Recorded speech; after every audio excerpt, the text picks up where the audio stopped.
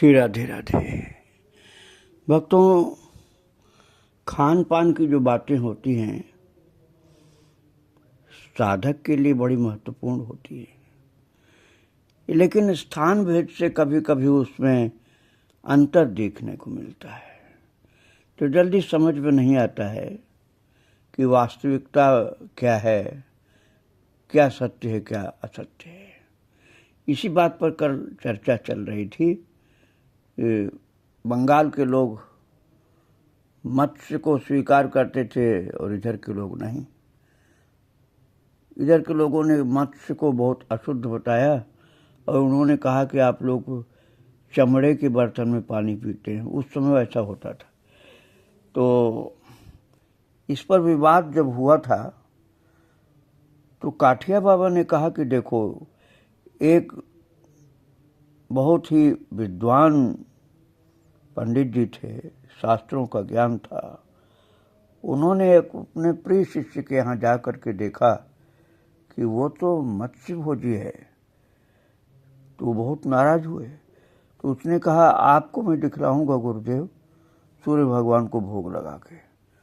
तो सूर्य भगवान उसके यहाँ भोग लगाए। तो उसको बड़ा आश्चर्य हुआ पंडित जी महाराज को। तो जब लौट करके आए तो उन्होंने बताया ऐसी बात। तो लोग नाराज हुए कि आप लालच में बंगालियों के पक्षधर हो गए। तो उन्होंने कहा कि ऐसी बात नहीं, मेरे सामने सूर्य भगवान ने भोग लगाया था। तो उन्होंने फिर कहा कि हमें भी दिखलाइए, सूर्य भगवान ने भोग लगाया मत्स्य का। तो महाराज पंडित जी ने कहा, मैंने अपनी आंख से देखा था भाई, लेकिन आप लोग नहीं मानते हो तो करके देखा जाएगा। तो पंडित जी के समाज के ब्राह्मणों ने कहा, जी आपने दिखला सकें कि सूर्य नारायण मत्स्य भोग ग्रहण करते हैं तो आपकी बात को हम मान सकते हैं, नहीं तो केवल आपकी बात को सुनकर हम नहीं मान सकते। ऐसा कुत्सित आचरण भी संगत हो सकता है क्या? यह अशुद्ध भोग कभी स्वीकार नहीं हो सकता। पंडित जी ने कहा, मैं कल यहीं आप लोगों के सामने सूर्य नारायण को मत्स्य का भोग लगाऊंगा, क्योंकि मैंने बंगाल में देखा है भगवान को ग्रहण करते, सूर्य भगवान को ग्रहण करते। तो इसलिए आप लोग यहाँ भी अपने सामने देख सकते हैं।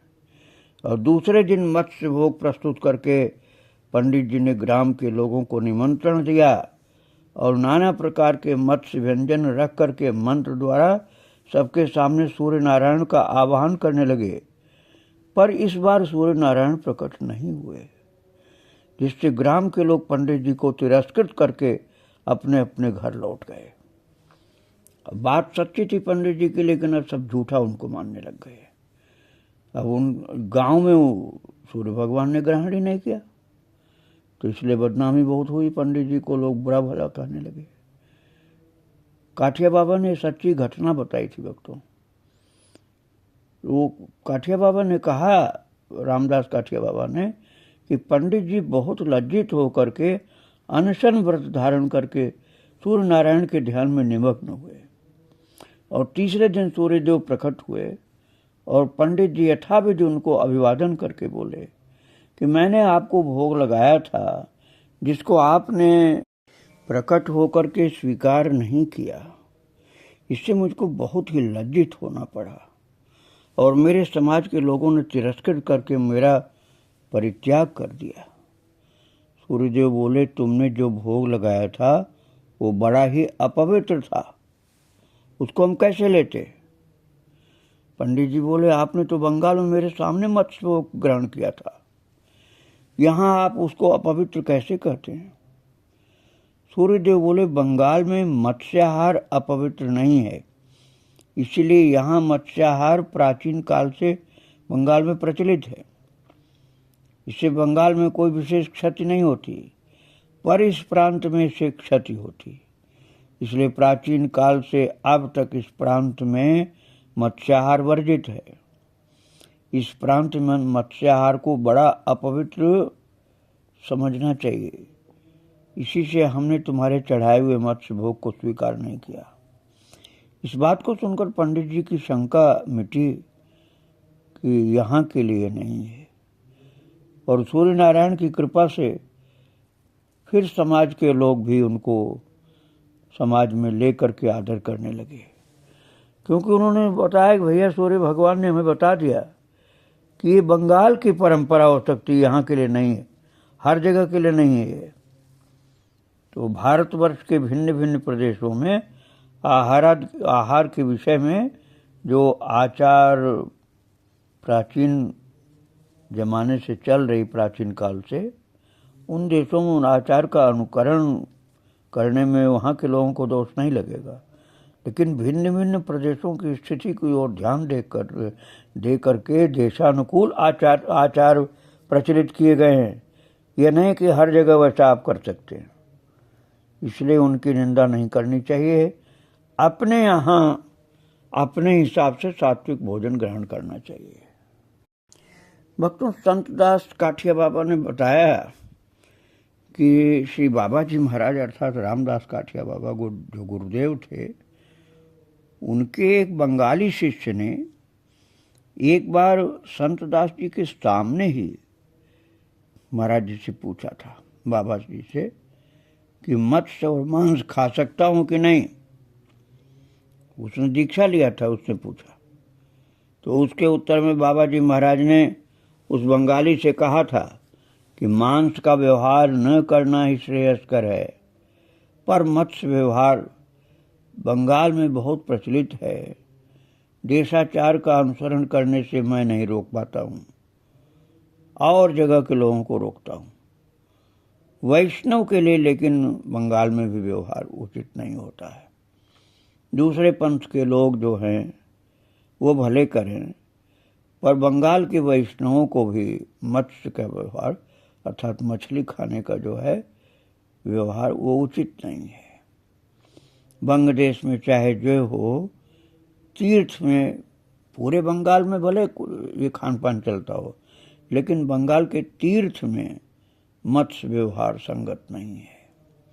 काठिया बाबा ने निर्णय दिया था कि बंगाल के गांव में भले कहीं चलता हो तो चले, लेकिन बंगाल के तीर्थों में ये नहीं चल सकता है।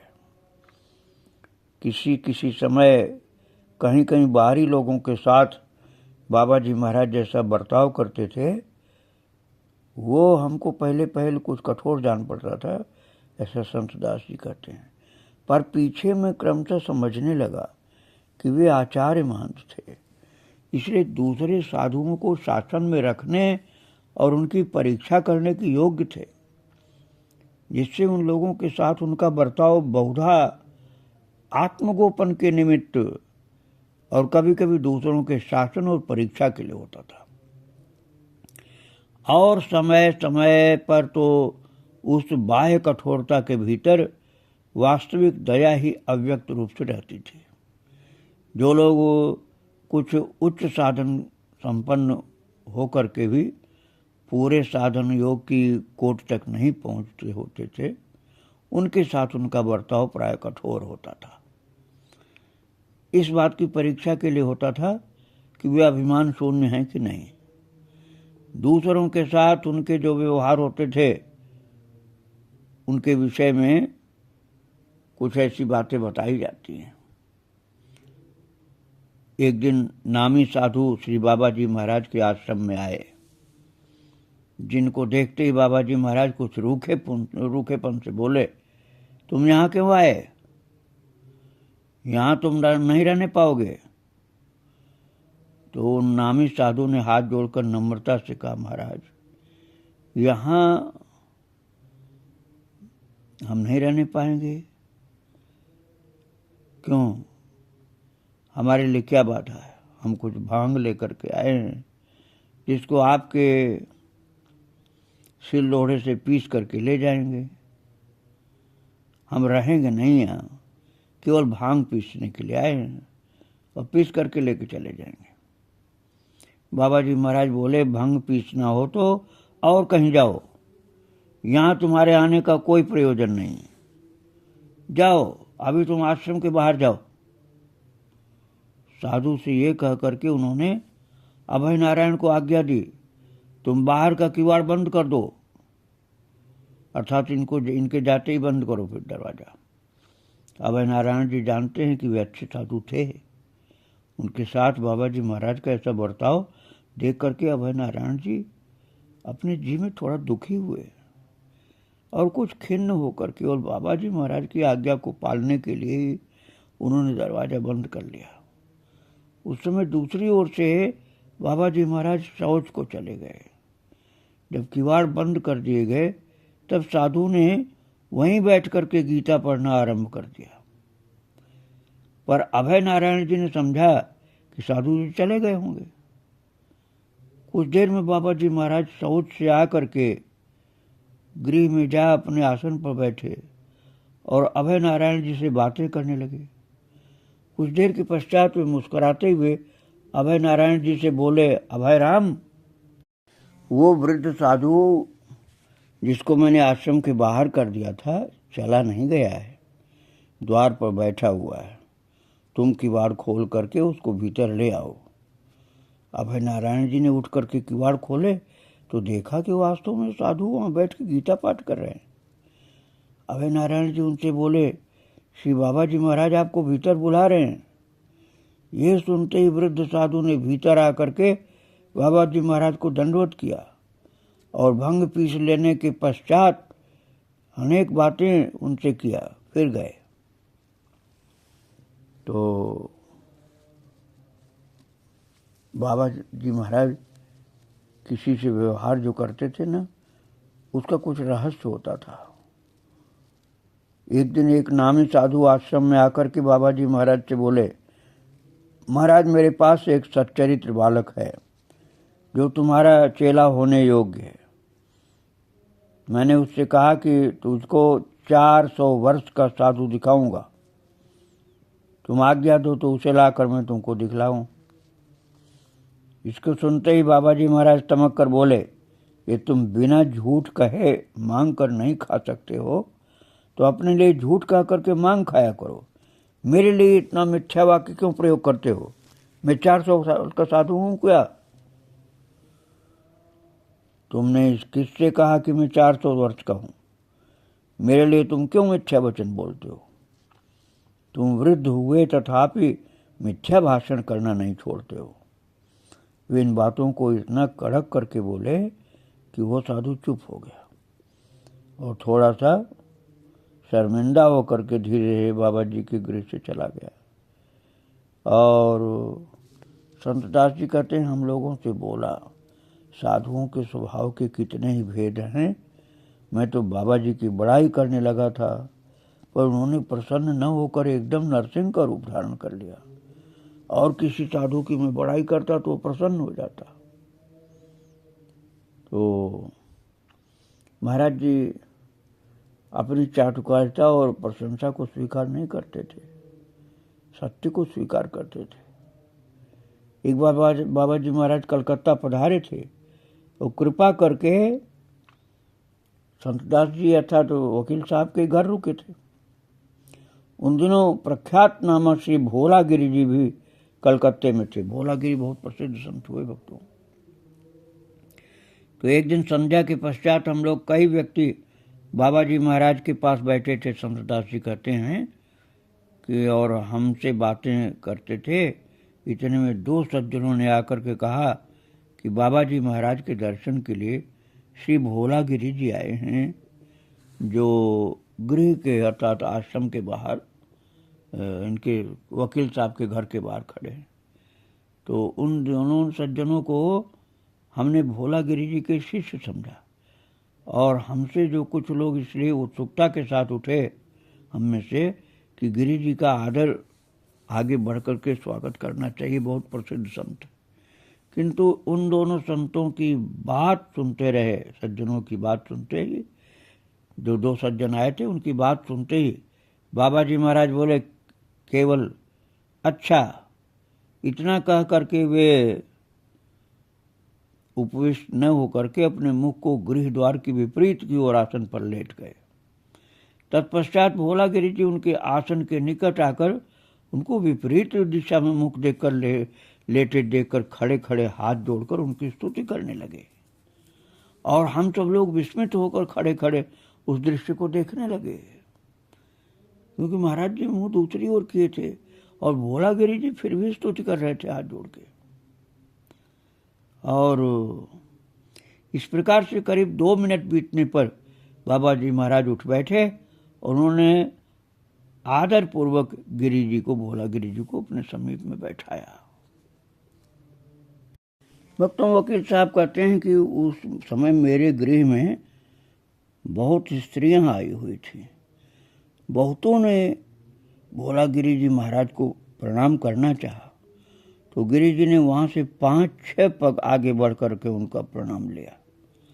उन स्त्रियों में वकील साहब की एक साली भी थी, जिसको गिरी जी कई एक उपदेश देने लगे, जैसे कि किसी से भी मत लड़ना इत्यादि। वो इस प्रकार के उपदेश करते थे कि इतने में बाबा जी महाराज बोले, ऐसे उपदेश देने का फल ही क्या होगा? ऐसा उपदेश क्या इस समय क्या कोई फल देगा? तत्पश्चात स्त्रियों से बात करके गिरी जी लौट करके अपने पूर्व स्थान पर बैठे और कुछ देर तक हम लोगों से वार्तालाप करके वहां से अपने स्थान को चले गए। वो जब चलने लगे तो उनके कंधे पर हाथ रख करके बड़े काठिया बाबा रामदास जी महाराज ने उनके साथ वयस्क का सा बर्ताव किया। तदनंतर एक दिन मैं बाबा जी से पूछा, मैंने, वकील साहब कहते हैं कि मैंने पूछा कि भोलागिरी जी आपके दर्शन के लिए पधारे थे, क्या आप भी उनके यहाँ नहीं जाएंगे? बाबा जी महाराज बोले, वे सन्यासी हैं, इस पर भी मान सम्मान को न मान करके हमको वो दर्शन देने आए थे, तब मैं भी उनको एक बार दर्शन देने के लिए जा सकता हूँ। एक दिन से वृंदावन में कुंभ मेले के समय, भक्तों वृंदावन में भी कुंभ मेला लगता है, मैं पहले आपको बता चुका हूँ। जब हरिद्वार में कुंभ लगता है उसके ठीक 1 महीना पहले वृंदावन में कुंभ लगता है। तो उस समय की बात बता रहे हैं वकील साहब कि एक दिन वृंदावन में कुंभ मेले के समय एक धनाढ्य के कर्मचारी ने बहुत से निमंत्रण पत्र अर्थात चिट्ठी जो होती है बाबा जी महाराज के हाथ में दिया। भंडारे की चिट्ठियाँ होती है वक्तों, उसको चिट्ठी बोलते हैं वृंदावन में, निमंत्रण पत्र आप समझिए। निमंत्रण में जाने के लिए दूसरे अनेक साधु आ करके उनसे मांग करके एक एक चिट्ठी ले जाने लगे। कुछ देर में एक परमहंस ने भी आ करके उनसे एक चिट्ठी मांगा। तब बाबा जी महाराज गरज को बोले, क्या हम चिट्ठी बेचने लगे हैं? तुम जाओ, यहाँ चिट्ठी नहीं पाओगे, मेरे पास चिट्ठी नहीं है, केवल रोजगार के लिए तुम चिट्ठी मांगते फिरते हो। इन तीक्ष्ण बातों को सुन करके परमहंस कुछ बोले नहीं, पर चुपचाप बैठे रहे। कुछ देर पश्चात बाबा जी महाराज ने उनको प्रसन्नता से एक चिट्ठी दे दी। अभय नारायण जी और मैं उस समय वहाँ उपस्थित थे। परमहंस के चिट्ठी लेकर जाने के पश्चात हम लोगों ने पूछा, महाराज जी आपके पास तो चिट्ठी बहुत थी, जिस किसी ने आपसे मांगा उसको ही आपने चिट्ठी दे दी, पर इन परमहंस जी से ऐसा व्यवहार आपने अलग किया। तो मुस्कुरा कर बोले, बाबा वे परमहंस सज्जन हैं, इन्होंने अवज्ञा और तिरस्कार को निसंकोच सहन कर लेने का कितना अभ्यास किया है। यही परीक्षा करने के लिए मैंने उनसे ऐसा बर्ताव किया था कि देखें नाराज होते हैं, गुस्सा होते हैं कि नहीं। तुम लड़के हो, अभी ये बात नहीं समझ सकोगे तुम लोग। मैंने उनकी परीक्षा ली और वो परीक्षा में पास हो गए। मुझे भी प्रसन्नता हुई, उनको भी प्रसन्नता हुई। अच्छे साधु की परीक्षा की जाती है। बाबा जी महाराज ने आश्रम में श्री राधा बिहारी जी देव जो हैं आश्रम में विराजमान, जब प्रथम प्रतिष्ठित हुए तो निमंत्रित तथा अनिमंत्रित अनेक लोगों ने प्रसाद पाया था, पर पंगत हो चुकने पर भी बहुत सा प्रसाद बच गया था। अतएव 2-3 दिन तक वो बांटा गया था। इस बीच में एक दिन क्रमशः जब बहुत साधु भोजन के लिए आने लगे तो बाबा जी महाराज बिल्कुल उग्र रूप धारण किए और कुछ लोगों को खदेड़ा भी। और भंडारे में बहुत लड्डू कचौड़ी आदि प्रसाद रहने पर भी बाबा जी महाराज को इस प्रकार से साधुओं को भगाते देखकर अभय नारायण जी मन ही मन उदास हुए, पर उन्होंने बाह्य रूप से कुछ भी बोला नहीं। कुछ देर पश्चात धूनी के घर में हम दोनों बैठे थे, अर्थात वकील साहब और अभय नारायण जी। तो श्री बाबा जी महाराज भी वहां बैठे तमाकू पी रहे थे। इतने में अचानक श्री बाबा जी महाराज बोले, अभय राम, तुम कहते हो कि मैं इन सब साधुओं के भोजन से विमुख क्यों कर रहा था, क्यों खदेड़ रहा था? यही बात है ना तुम्हारे मन में? बाबा, तुम बालक हो, कुछ नहीं समझते हो। इनमें से कोई भी सच्चा साधु नहीं है। ये साधु वेशधारी मात्र हैं। अरे इनमें से कोई क्षुधार्त भी नहीं है। ये सभी घर में खा करके आए थे, केवल रोजगार के लिए अब भी भीख मांगते हैं। और इनमें कोई साधु है और न भूखे थे। अब हमने तो एक भी भूखे को नहीं लौटाया। हमको पता है कि इनमें से कोई भूखा नहीं, उसको भगाया, और जो भूखे थे उनको नहीं भगाया। अभी तुम देखोगे एक सच्चा क्षुधार्त साधु आएगा। अब आप समझो कितना बाबा को सब ज्ञान था, सामान्य मनुष्य को नहीं हो सकता है। अब आएगा अर्थात जो बाद में आएगा उसके विषय में बाबा बता रहे हैं, अभी आया नहीं है। बोले अभी एक तुम देखोगे सच्चा साधु भूखा आएगा, उसको भली भांत भोजन कराना। इस वार्तालाप के 2-3 मिनट बाद आश्रम के एक साधु ने आकर कहा कि और एक साधु भोजन के लिए आए।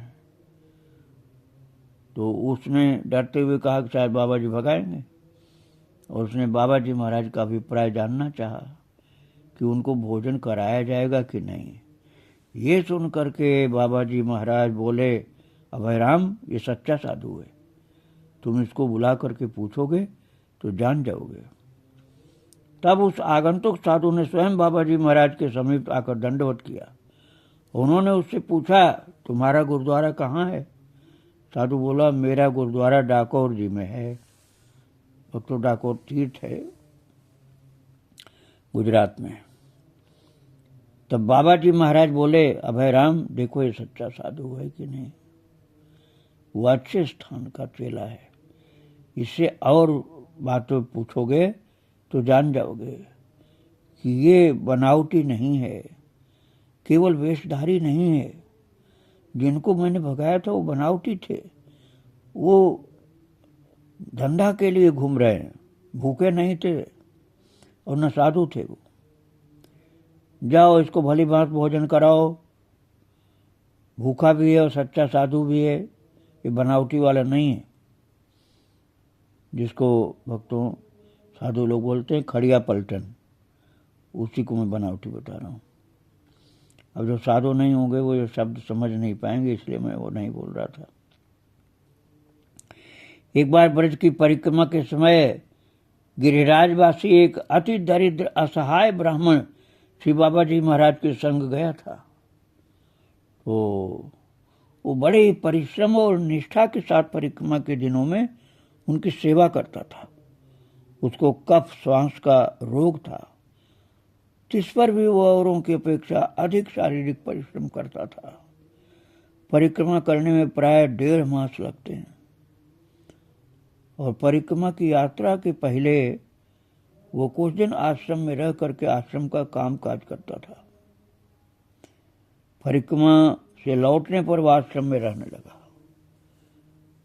परिक्रमा के पश्चात इसके कफ श्वास का रोग बहुत बढ़ने लगा, जिससे कामकाज करने में वह एकदम असमर्थ हो गया। एक दिन वो धूनी के पास बैठा हुआ था कि इतने में श्री बाबा जी महाराज पास आकर उसको बहुत धमकाने लगे।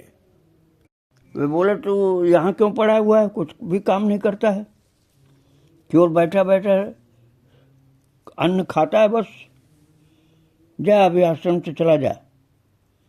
वो ब्राह्मण तब निरुपाय होकर आश्रम से निकल गया। मैं अर्थात वकील साहब कहते हैं कि मैं और अभय नारायण उस समय वहीं थे। इस घटना से अभय नारायण के चित्त में बड़ी उदासी आई। उन्होंने विचारा कि ब्राह्मण पर बाबा जी महाराज का ये कठोर व्यवहार क्यों हुआ। उसके पास एक पैसा भी नहीं,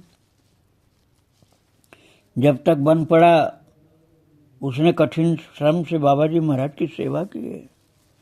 अब कब श्वास के कारण एकदम असमर्थ हो गया, ऐसी दशा में उसको आश्रम के बाहर करना, ये तो कठोरता है। ऐसा विचारते हुए अभय नारायण जी धूनी के जो पास से उठ करके आश्रम के किसी दूसरे स्थान में गए।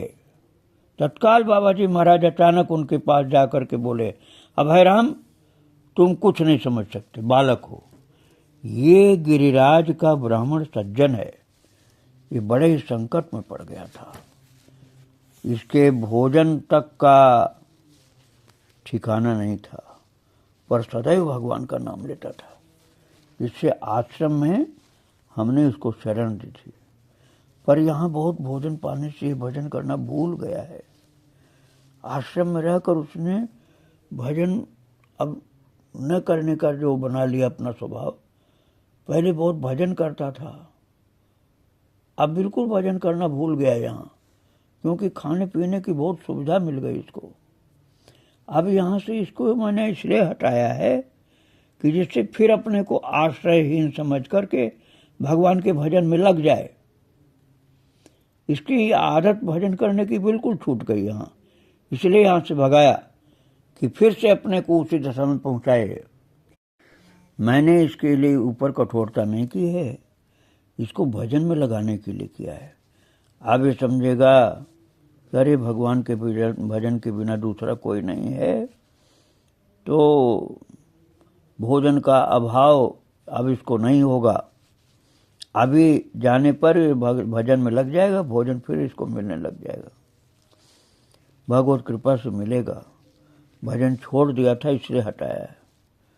वो अपने को निराश्रय समझकर फिर प्राणपण से भजन करेगा। इसी से हमने उसको यहाँ से निकल जाने को कहा है। लोगों का यथार्थ कल्याण किस प्रकार से होता है ये तुम नहीं जानते हो। इस बात को सुन करके अभय नारायण जी की शंका और उदासीनता सब समाप्त हो गई।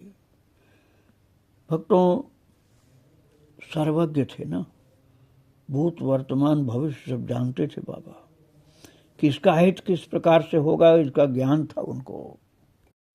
अब उस बात को तो बाबा बताते नहीं थे कि मैं क्यों निकाल रहा हूँ किसी को, तो लोग समझ नहीं पाते थे, समझते थे कड़े हैं बाबा स्वभाव से। लेकिन ये नहीं था, किसी को हटाते थे उसके भलाई के लिए, जैसा कि मैंने अभी बताया आपको। महाराज जी के चरित्र को आगे फिर सुनेंगे आप। आज उनको प्रणाम करके यहीं विराम दे रहा हूँ। श्री राधे राधे, जय श्री राधे।